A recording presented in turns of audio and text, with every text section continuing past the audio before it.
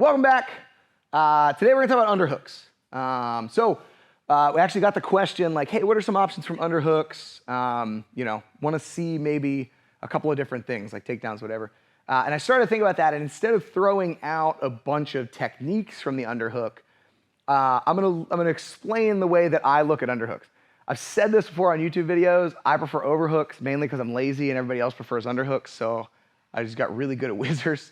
However, when I look at the underhook, I tend to, not always, I tend to look at it as like three basic general concepts.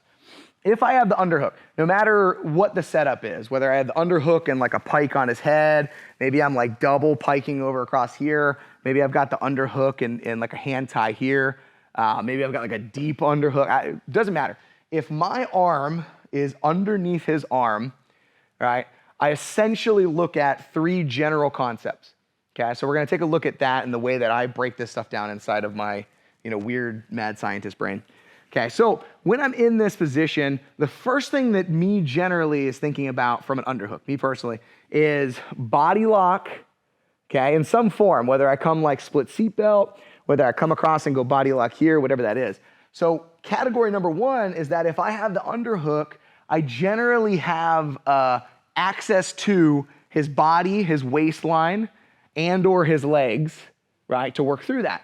So if I'm somebody that likes to, let's say, like run single legs or double legs, from the underhook, this post, in this moment in time at least, isn't stopping me from accessing his legs, right? So whether I want to go for a double, whether I want to go for a single from there, as I go and I want to drop and move however I want, I have access to his body through his legs. Me personally, I'm a body lock guy. I like to be just big and aggressive, even though I'm small. Right, so if I have my underhook here, I'm already thinking about coming across the body, squeezing into here, maybe buckling him down to the outside, maybe getting a split seatbelt and tipping him off to the backside there, maybe simply getting a split seatbelt and starting to hit him. But me personally, I look for body locks. But what I'm looking at from a conceptual standpoint is with the underhook, I get access to his body, or have better access to his body. I have better access to his legs. There's less things obstructing me from getting there, right? Assuming in the underhook that I have good head position and control here. So I can go to body locks, I can go to split seatbelts, I can get access to the legs, I can get access to the legs. There you go. So category number one, underhook allows me access to the body. Category number two, right, second place that my brain goes with underhooks is, okay, maybe I don't want to find myself here, maybe I do want to get myself towards his back. Well, the underhook starts to open me up for the opportunity to get to his back, to duck under. Right? So whether that duck under is me taking the underhook hand, driving it up as I scoop myself away, and then coming around the outside of the body, whether that underhook is me going to a body lock and then using the body lock, right, to shuck myself around the outside that direction, I have the underhook, which generally means I have better access or a higher potential to hit an underhook, to start, or to do a duck under, to start getting towards his back. So I've, for the most part, cleared this space, okay? So this gives me access to the body and the legs, if I want access to the body and the legs, and it gives me maybe higher access towards going to the back, right? In that case, there's myriad of ways in which we can run our underhooks and all that, or our duck unders rather, from those. I can run from my hand, I can run it from my bicep, I can be holding on to his head and shuck, I can get my body lock and shuck, right? All of that working into the next best position. So category number one, what's my attack around the body or the legs? Category number two, what are my options to get towards the back, okay? And then category number three, if I have the underhook, and this is, to be completely honest, for me, about the lowest on the totem pole for me, and it can just be an undertrained thing. It could be a height, size, and strength thing. However, let's say he's trying at least to whizzer in, right? So he gets this arm through. Well, that might shut down my duck under, right? Might, depends on exactly what he's got going on. Might shut down my duck under. It might get in the way of my body lock, but probably not so much, okay? But either way, if he's putting up a pretty decent fight here, well then the next thing, the third category is I'm gonna start to break him down. I'm gonna start breaking his posture down. So I'm gonna use leverage on the shoulder, pulling down on the hand, weight from my body to break his posture.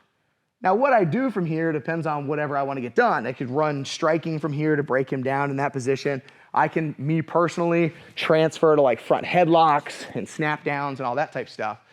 But because I have this under position, I can create weight and pressure. I like glue, think about pulling my elbow towards my hip and sinking my body weight into my underhook. And then this far side hand, if it's attached to the wrist or the shirt or even a gi, I can start breaking him down here. I can start pushing on the head here. I can start leveraging and pushing down on the head here. But I'm using it to break his posture to then set up whatever I like to do anytime I have somebody's posture broken down. For me, that's gonna be front headlocks. So if we look at the underhook in categories, right? I have my underhook that gives me access to the body or the legs. I have my underhook, maybe it gives me better access towards hitting a duck under and moving my way to the back, if that's something I want to do.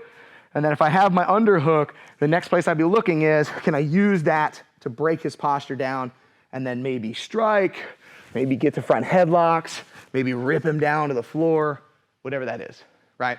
And a lot of that, which one I go to, is just gonna be based off his energy. How well is he stuffing me from going to his back? How well is he stuffing me from getting to his hips? What's his posture? Is he leaning over to base in and be able to work through those 3 categories? So that's the way my brain looks at underhooks. More analytical, very conceptual, right, as we go into it. But it's a good place to be because I can start getting, okay, what's my one access to the body move that I'm gonna train? And then what's my one duck under access I'm gonna train? And then what's my one breakdown of posture that I'm gonna train? And that gives me a nice, easy place to start building your own platform, right? Or in my case, my own platform to work off of that. So play around with it. I talk a lot about overhooks. I love overhooks. Underhooks are super powerful. I just do them a lot less. So play around with it, have some fun. We'll see you guys next time.